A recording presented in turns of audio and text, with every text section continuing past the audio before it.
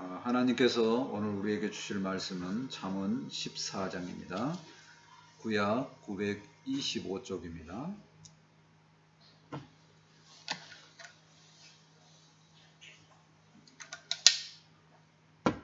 잠언 14장 1절에서 14절까지 한 절씩 교독합니다. 지혜로운 여인은 자기 집을 세우되 미련한 여인은 자기 손으로 그것을 버느니라.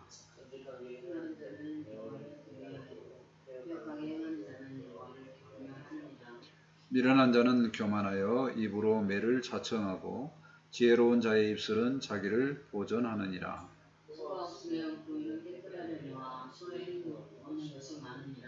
신실한 증인은 거짓말을 아니하여도 거짓 증인은 거짓말을 뱉느니라.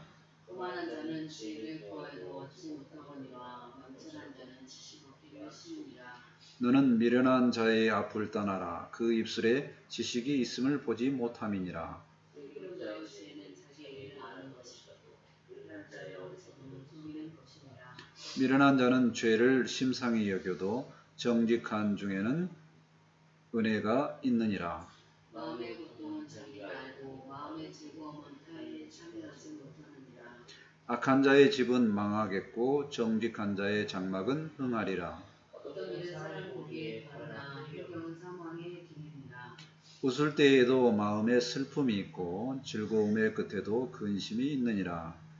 마음이 굽은 자는 자기 회기로 호응이 가득하겠고 선한 사람도 자기의 행위로도 그러하리라. 아멘. 오늘 말씀의 제목은 지혜의 다양한 모습, 다양한 면을 살펴보고자 합니다. 지금 기간은 이제 민족의 명절인 추석 기간인데요. 한가위라고도 하고 대보름이라고도 하고 이 큰 명절에 모든 사람들이 상당히 즐거워하는 편에 속합니다. 근데 왜 좋냐고 물어보면 다양하게 즐거워하는 모습들이 다양합니다. 그 중에 연휴가 있어서 좋다는 사람도 있고 먹을 것이 많아서 좋다는 사람도 있고 만나는 사람들 있어서 좋다는 사람도 있고 선물과 용돈 다양합니다. 지혜에도 이렇게 다양하게 얻는 유익들이 있습니다. 다양한 면을 살펴보고 말씀 안에서 그 다양한 면이 주는 유익들을 살펴보고 좀 더 깊어지는 그런 시간이 되었으면 좋겠습니다. 아멘. 첫 번째로 지혜의 사용입니다. 4절까지의 말씀인데요. 1절 말씀을 보시겠습니다. 지혜로운 여인은 자기 집을 세우되 미련한 여인은 자기 손으로 그것을 허느니라. 지혜를 사용함에 있어서 여인이 잘 사용을 하면 그 한 집안이 세움을 받는다는 얘기입니다. 집안에서의 어머니의 역할을 굉장히 강조하고 있습니다. 그만큼 중요하다는. 어떤 문헌이나 책들을 보더라도 아버지보다는 어머니가 많이 강조하고 있습니다.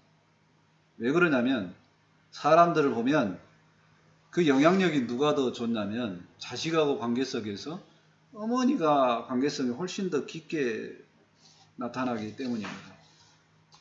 그래서 실제적으로 우리나라는 이제 인생이 결정되는 부분이 이제 대학하고 많이 결정이 되니까 그 좋은 대학에 들어가는 애들을 이걸 리서치를 해봤어요. 가장 이 대학까지 오게 되는 힘의 근원, 그렇게 영향력을 준 사람이 누구냐? 그랬더니 어머니였다 하는 겁니다. 자, 그 다음에 반대로 이 대학에 올 때 가장 힘들게 하는 사람이 누구였느냐 조사를 해봤습니다. 그랬더니 또 어머니들은 그만큼 영향력이 있다는 얘기입니다. 믿음의 조상 아브라함도 물질적으로나 복의 그 근간을 마련하는데 상당히 중요하게 아브라함의 아내인 사라가 그 역할을 많이 했습니다. 자, 그런데 반대로 굉장히 힘들게 하는 그 일도 사라에 의해서 결정이 납니다. 뭐냐면 아브라함은 별로 생각이 없어서 하나님이 이삭을 준다고 했을 때, 아들을 준다고 했을 때 다른 특별한 노력을 하지 않고 쭉 기다립니다. 그냥 기다려요. 그래서 옆에서 아내가 볼 때 너무 답답해. 뭐 기다리기만 하냐. 그래서 열심히 살아가 도움을 주는 것 같은 도움을 주는데, 그래서 잘못해서 여인을 추가적으로 둘째 부인을 얻게 하고 이스마엘을 낳게 하고, 그 다음에 이제 믿음의 시련을 받은 다음에 이삭을 얻게 되죠. 그래서 믿음의 출발부터가 이렇게 힘들어지는 뭔가를 같이 가지고 출발합니다.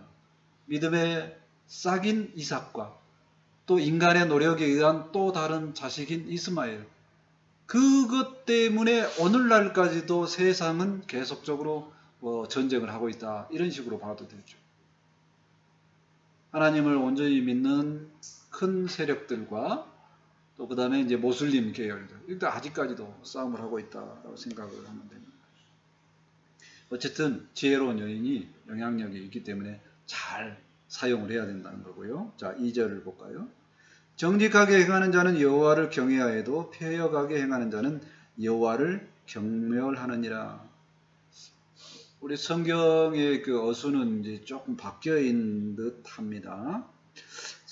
하나님께서는 하나님을 경외하는 자에게 이렇게 은혜를 베푸시고 또 그 안에 살도록 하시죠. 그래서 하나님을 경외하면 옳게 행한다로 보는 것이 맞을 것 같습니다. 하나님을 경외하면 하나님은 그 행위대로 심판한다는 것을 알기 때문에 잘 살려고 노력한다는 겁니다. 그래서 절대적으로 악한 행동을 하지 않고 정직하게 행한다 하는 거죠. 굉장히 중요한 단어는 다시 한번 살펴봤으면 좋겠습니다. 경외라는 단어입니다. 경외라는 단어는 두려워한다는 단어와 사랑하는 단어가 공통적으로 묶여져 있는, 뗄 수 없는 그런 단어입니다. 하나님을 생각할 때 두려워하고 동시에 사랑한다.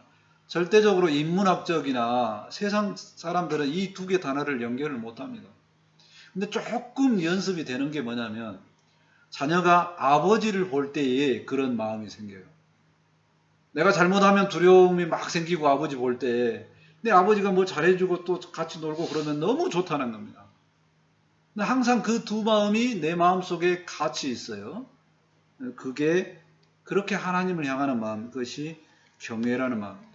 이 두 마음 중에 하나라도 부족하면 하나님과의 올바른 관계성이 없다 할 수 있습니다.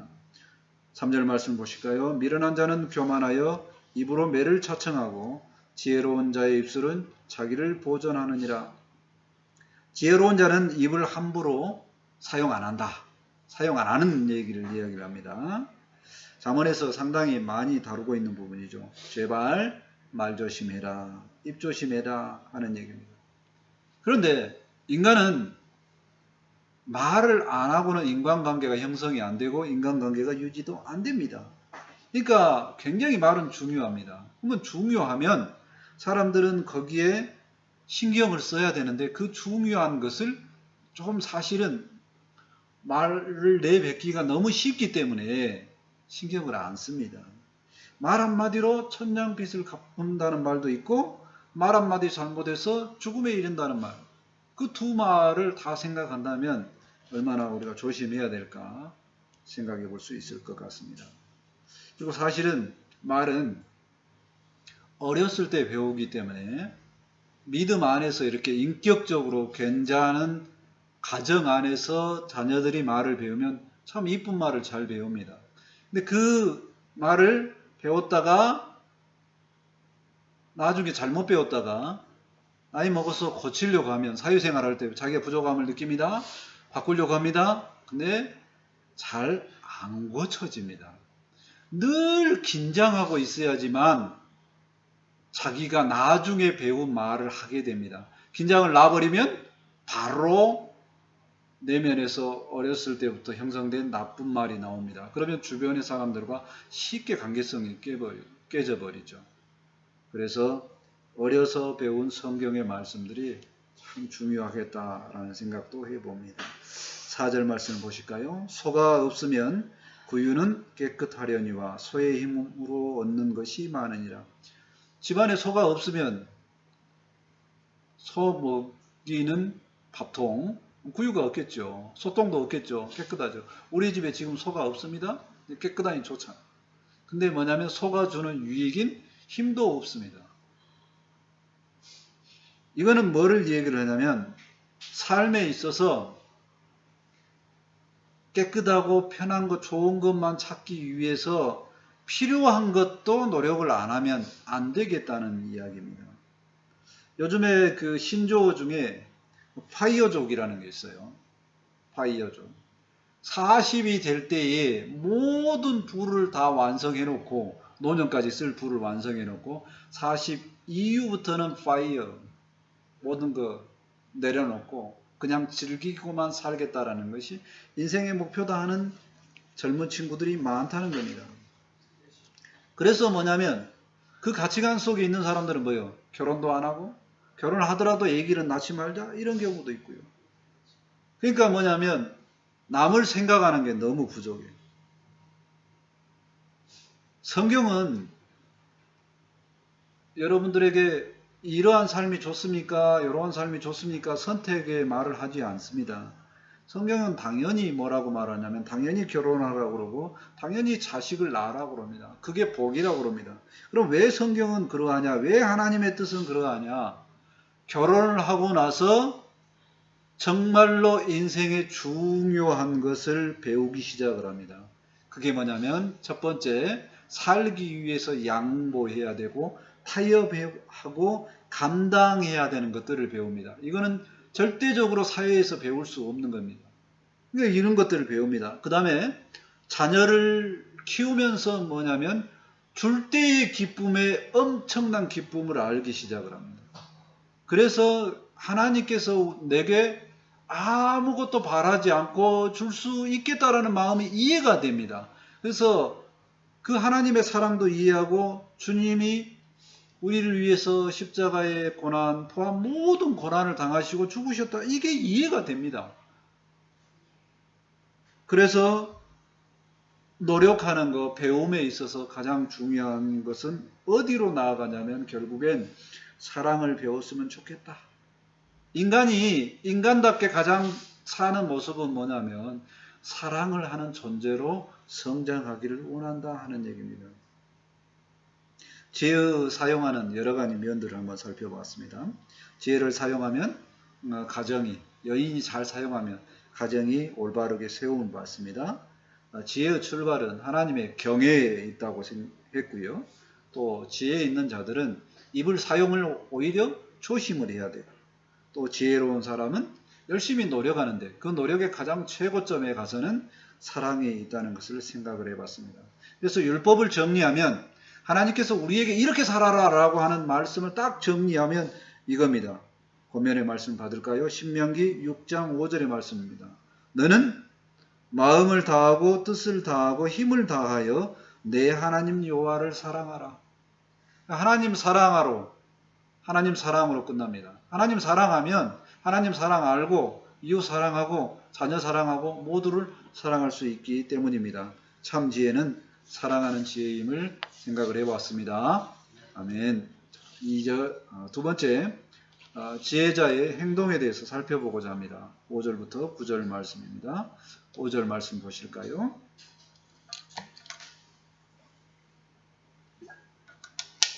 신실한 증인은 거짓말을 아니하여도 거짓 증인은 거짓말을 뱉느니라.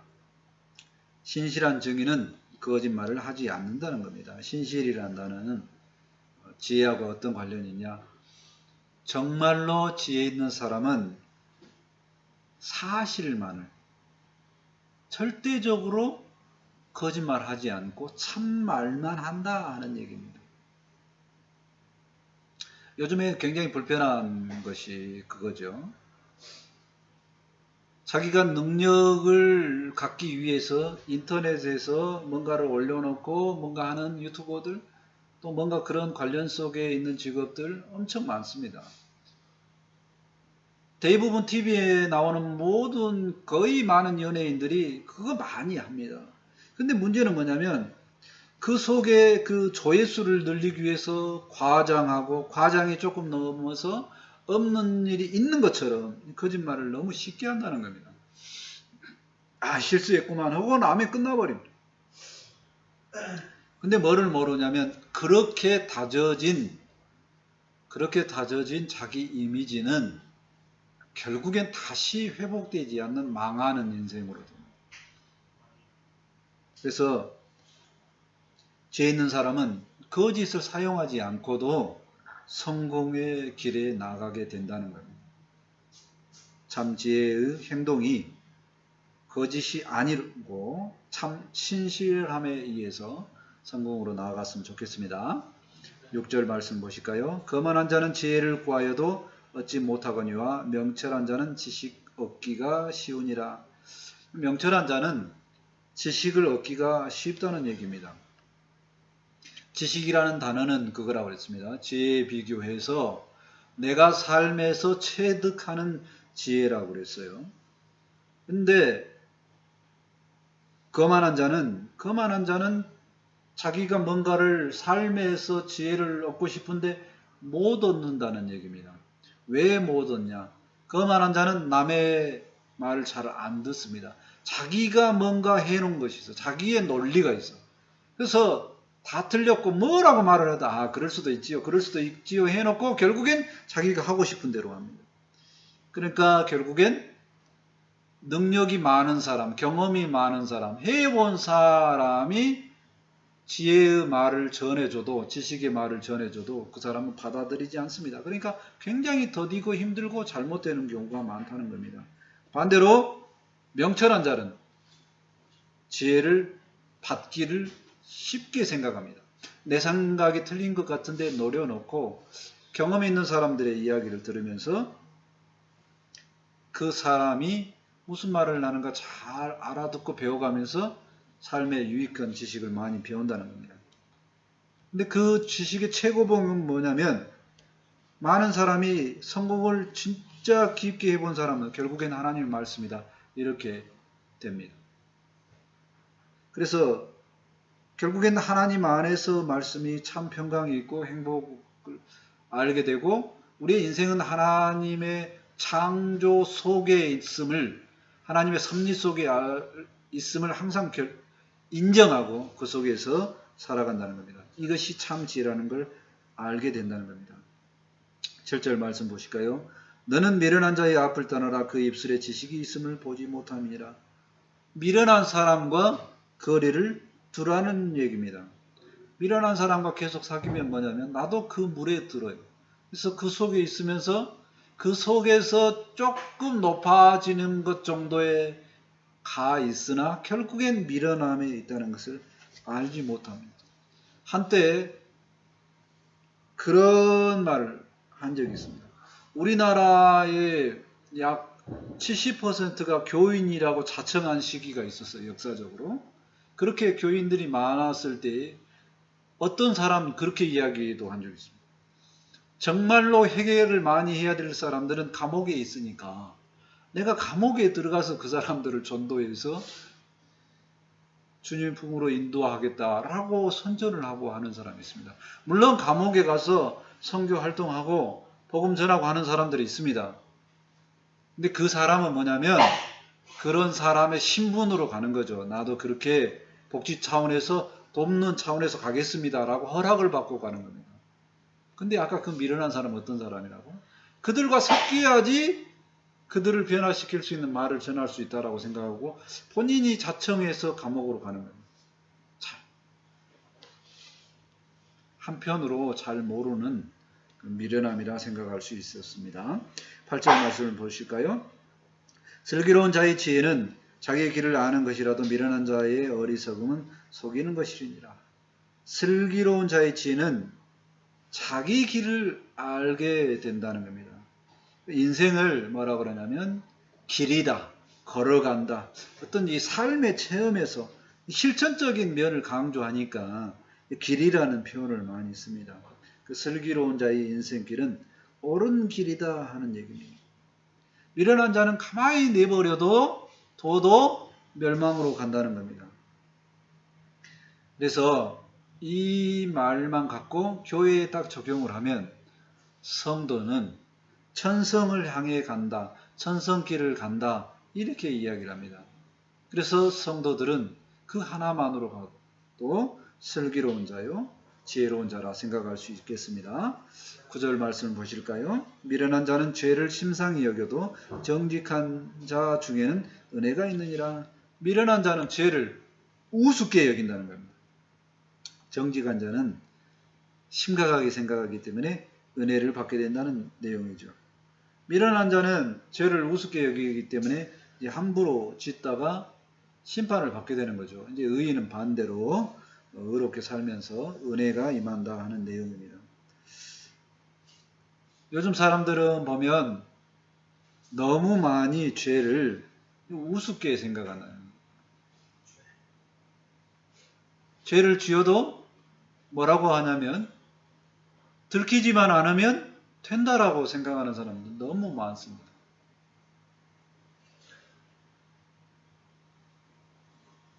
물론 생명을 구하는 일이 가장 중요하기 때문에 그럴 때는 법의 구속력을 벗어납니다. 법의 구속력을 벗어납니다. 의사나 사회복지사나 이런 사람들이 상담을 하고 면담을 해주는데 이 사람이 뭐라고 하냐면 아주 구체적으로 자살을 계획을 합니다. 그런 사람들을 상담을 했을 때 의사는 뭐라고 하냐면 의사는 상담하는 내용이나 이런 내용들을 절대로 알리지 않아야 됩니다. 법원에서 요구를 해도. 그러나 뭐가 있냐면 하나의 예외가 있습니다. 그건 뭐냐면 생명을 다루는 거. 자살을 한다고 했을 때에 이 사람이 자살을 하면 안 되니까 생명의 중요성 때문에 그때는 법 위에 있는 다른 생명의 법을 적용해서 이 사람을 고소를 하거나 알려줘야 됩니다. 이것이 도덕적으로 중요합니다. 알려주지 않으면 모릅니다. 그러나 알려줘야 된다는 겁니다.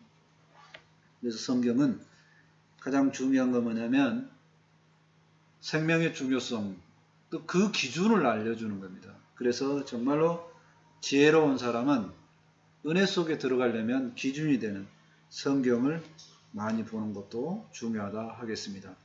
지혜자의 행동에 대해서 살펴봤습니다. 지혜자는 거짓말을 하지 않고 신실해야 되고요. 지혜자는 지식을 얻기 쉽다고 그랬고요.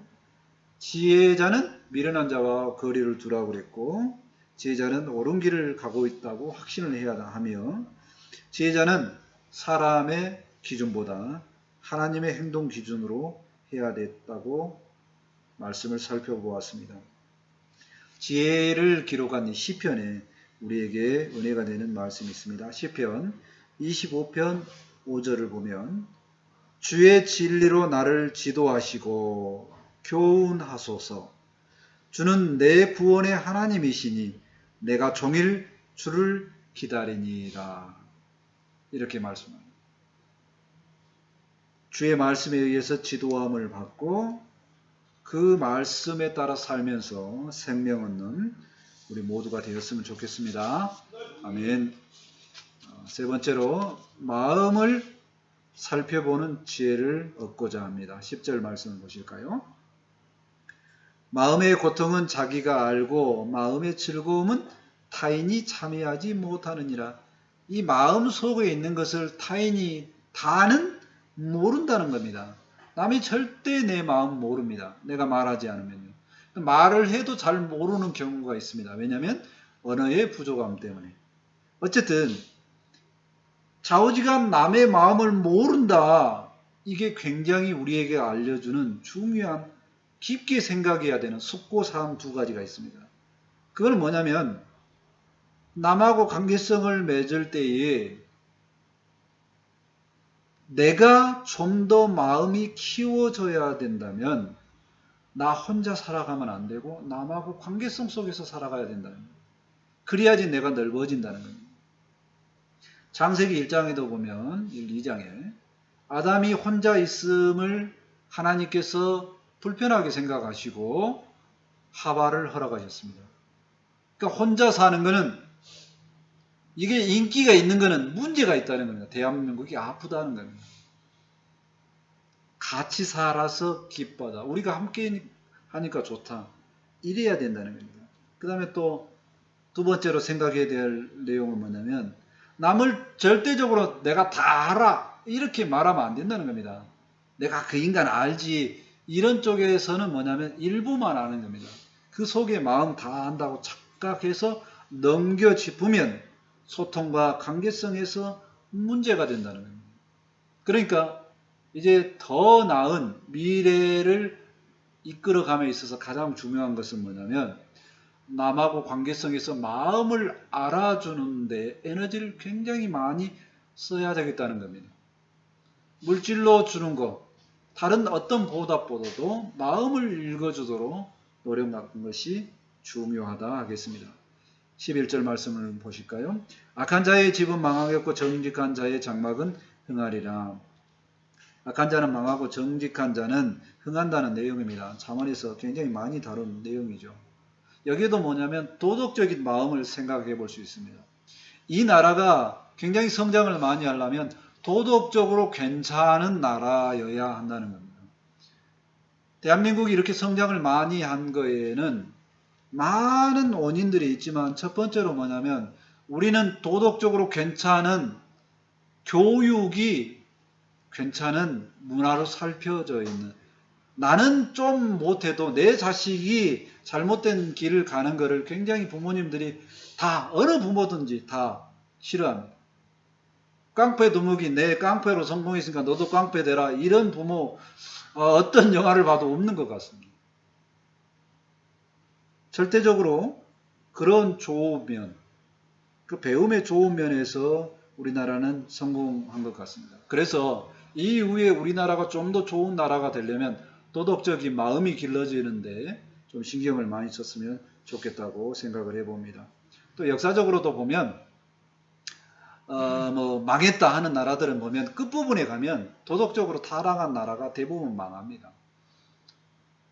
그걸 생각해 봤으면 좋을 것 같아요. 12절 말씀 보실까요? 어떤 길은 사람의 보기에 바르나 필경은 사망의 길이니라. 겉으로 보기 좋아서 이렇게 따라가다가 사망에 이를 수도 있다는 내용입니다. 결국엔 겉모습보다 내면이 더 중요하다는 거죠. 사람들은 내면 중요한 것을 압니다. 그런데 왜 외양에 더 이끌리냐 하는 얘기입니다. 어떤 사람은 그럴 수도 있죠. 사실 요즘 시대에서는 둘 다 중요합니다. 그래서 성형도 하고 능력도 기르고 이렇게 이야기를 하죠. 너무 그 남에게 보여주기 위한 거 노력 많이 합니다. 안 하라는 뜻이 아니라 더 중요한 것은 내면이라는 겁니다. 결국엔 그거에서 판결납니다. 그런데 외양을 더 이렇게 생각하는 이유가 뭐냐면 외양은 결과가 빨리 나타나기 때문에 그렇죠. 근데 조금 더 가보니까 인간의 죄가 겉으로 드러나기 위한 첫 번째 모습이 뭐였냐면 아담의 동역적인 화가 죄성이 생긴 그때부터 하나님과 관계성에서 굉장히 문제가 되는 그 선악을 알게 하는 나무의 실과를 보면서 문제가 생겼어요. 보면서 보암직도 하고 먹음직도 하고 이런 순간 이미 하와는 졌습니다. 그러니까 외형적인 것을 살펴보다 보면 미혹에 빠지고 죄의 결과가 쉽게 드러난다는 겁니다. 우리도 똑같습니다. 우리도 외형적인 것에 더 치우치다 보면 늘 죄성 가운데 결과가 안 좋을 수 있다는 겁니다. 옳은 것을 찾기보다도 외형적인 것을 먼저 찾다 보면 문제가 된다는 것을 심각하게 생각해 봤으면 좋겠습니다. 13절 말씀 보실까요?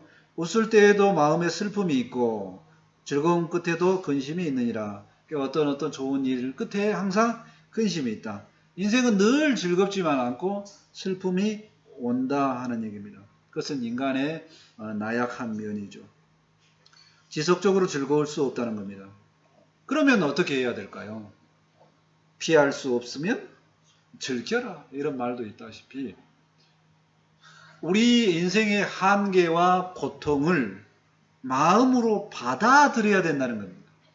그거를 가지고 있을 때 오더라도 내 마음에 오는구나 라고 받아들이면 편하다는 겁니다.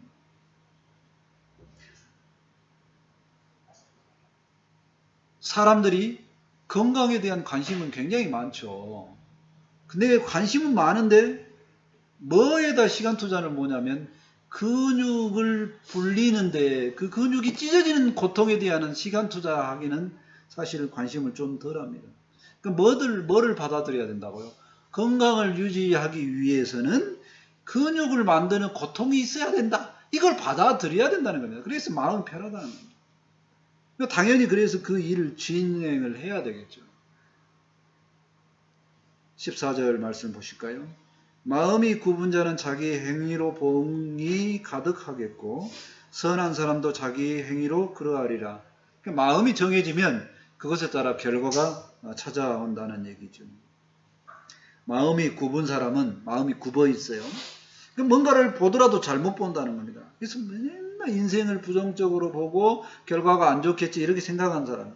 그 결과는 그 생각이 마음에서 온 것부터 결론이 안 좋게 가더라는 얘기입니다. 마음에서 긍정적으로 생각하고 좋은 것을 따라야 좋은 결과가 나타난다는 얘기입니다. 하나님의 사람들은 이양에 올 거를 좋은 쪽으로 생각을 하죠. 그 중에 가장 핵심이 뭐냐면 인생의 끝부분에 갈 때에 죽음을 향해 갈 때에 마음이 엄청나게 다릅니다. 하나님께 내가 나아가는 날짜가 얼마 안 남았구나. 뭐 이렇게 생각한다. 명절을 기다리는 그런 마음으로 아직 명절은 아니지만 얼마나 즐겁습니까? 주말을 기다리는 금요일 같은 그런 마음. 죽음도 그렇게 생각한다는 어차피 죽을 거, 어차피 육체의 시간이 끝납니다. 그런데 믿음의 사람은 그렇게 생각한다는 거죠. 그리고 동시에 뭐냐면 그때에 하나님 앞에 가려면 내가 선물을 뭘 준비해야 되지 하는 그런 마음으로 하나님 향해서 열심히 살죠. 인생이 낭비되지 않도록 뭔가를 하려고 노력합니다. 그러니까 하나님께서 보실 때에 그 결과가 마음에 들어서 그런 게 아니라 그 마음이 마음에 들어서 하나님이 택한 자니까 하나님의 자녀니까 칭찬을 해준다 하는 얘기입니다. 결국엔 은혜 안에 속한다는 거죠. 마음과 관련되는 것을 정리를 한번 해보면요. 사람의 마음을 알기는 어렵습니다. 그래서 피차 관계성의 중요성 가운데 마음을 알도록 신경을 썼으면 좋을 것 같고요. 더 좋은 나라가 되기 위해서 도덕적인 윤리가 성공되는 그런 것이 있었으면 좋을 것 같고, 그 다음에 인간의 미혹적인 면에서 외양보다는 내면을 더 생각했으면 하는 바람도 생각해 보았습니다. 또 우리는 한계와 고통이 있다는 겁니다. 그걸 마음에 받아들이면 훨씬 더 행복한 삶을 살 수 있을 걸로 생각합니다. 마음이 정직한 사람은 결국엔 하나님 앞에 살기 때문에 칭찬받는 인생임을 생각을 해보았습니다. 확신의 말씀을 받아보고자 합니다. 사무엘상 16장 7절 하반절입니다. 사람은 외모를 보거니와 나 여호와는 중심을 보느니라. 마음의 중심을 본다는 거죠. 마음을 중심을 보느니라. 마음부터 늘 하나님 앞에 서 있는 우리가 되었으면 좋겠습니다. 아멘. 말씀을 정리합니다. 지혜의 최종적인 결론은 뭐냐면 사랑하는 사람이 되는 것. 왜 그러냐면 하나님은 사랑이시기 때문에 거기에서 출발했다 생각하면 좋겠습니다. 또 우리가 늘 하나님의 말씀의 지도를 받고 지혜로운 사람이 되었으면 좋겠습니다. 또 마지막으로 마음이 먼저 하나님 앞에 서서 살아가면서 칭찬받는 인생이 다 되었으면 좋겠습니다. 아멘. 기도합니다. 하나님 감사합니다. 오늘도 지혜의 말씀을 주심을 감사합니다. 지혜의 좋은 면들, 다양한 면들을 살펴보았습니다. 그러나 그 모든 지혜의 다양한 면들이 결국엔 하나님의 사랑 안에서 하나님의 말씀 안에서 나옴을 생각을 해봅니다. 우리가 하나님 안에서 풍성한 말씀의 은혜를 받고 삶의 지혜를 얻어서 이 세상에 살아가며 있어도 승리하고 성공하고 평강의 삶이 될 수 있도록 함께하여 주옵소서. 이제 말씀을 받았사오니 이 말씀이 힘이 되고 능력이 될 수 있도록 함께하여 주옵소서. 감사하며 예수님의 이름으로 기도합니다. 아멘. 찬송 482장 하시고 준비하신 예물 하나님께 드립니다.